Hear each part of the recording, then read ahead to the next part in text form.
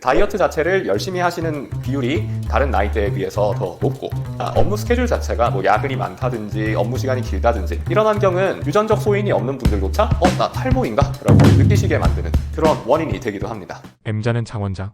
안녕하세요. M자는 장 원장 장태호 원장입니다. 요즘 젊은 탈모 환자분들이 정말 많이 늘어나신 것 같아요. 예전에는 탈모라고 하면 당연히 40, 50대 이상 중장년층의 일인 줄 알았는데, 요즘 저를 찾아주시는 고객님들 가운데 거의 절반 가까이가 30대 이하의 젊은 고객님들이십니다. 그만큼 젊은 탈모의 비율이 엄청나게 늘어난 건데요. 사실 요즘 들어서 탈모가 발병하는 나이가 갑자기 확 젊어지신 건 아닌 것 같아요. 다만 우리 사회가 자신을 꾸미는 기준 자체가 엄청나게 높아지다 보니까 예전보다 훨씬 탈모를 예민하게 또 일찍 잡아내시고 있는 것 같은데요.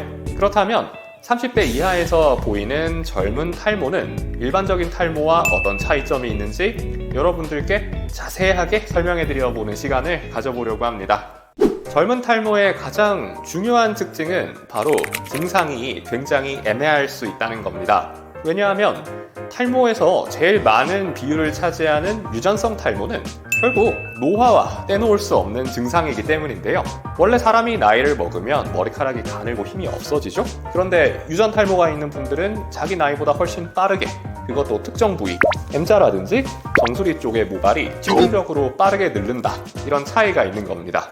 그런데 20대 분이 한번 노화가 진행돼봤자 사실 얼마나 늙으실 수 있겠어요. 한계가 분명하죠. 그래서 증상 자체가 초기라든지 중기에 갓 들어선 정도인 경우가 굉장히 흔합니다. 그래서 내가 탈모인지 아닌지 굉장히 헷갈려 하시는 경우가 많으세요. 인터넷 커뮤니티 보시면 이마 사진 올리시고 저 탈모일까요? 물어보시는 분들이 굉장히 많은 게 그 이유 때문입니다.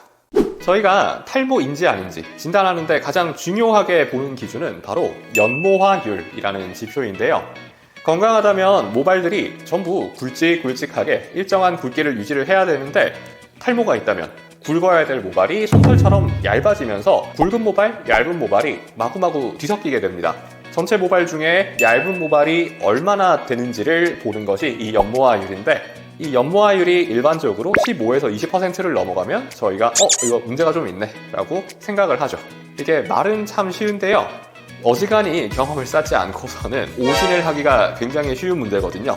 그래서 내가 30대 이하인데 탈모인지 아닌지 좀 고민되고 애매하다라는 느낌이 드신다면 꼭 주변에 탈모를 전문적으로 보는 원장님들께 진료를 받아보셔야 됩니다. 그렇지 않으면 괜히 고민만 하시거나 또는 탈모가 아닌데도 탈모약을 막 드시고 계신 경우 가끔 보게 되거든요. 그런 일은 없어야겠죠.